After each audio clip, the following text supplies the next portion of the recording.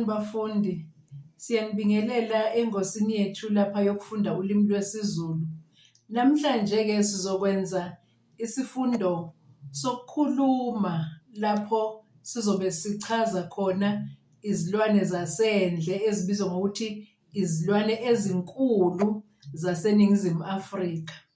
Izilwane zasendle-ke lezi, ibhubesi-ke leli esiyaye sithi liyinkosi yezilwane zonke zasendle, ibhubesi. Bese bakhona-ke ezinye-ke izilwane ezihlala endle. Lona ubhejane, lona oyisilwane sasendle naye. Bese kuba indlozi, nayo esinye seyilwane ey'nkulu eziyilwane zasendle zaseNingizimu Afrika. Bese kuba inyathi-ke lena okuze kwethelelwe ngayo umfula umzinyathi. Inyathi lena eyisilwane esikhulu sasendle.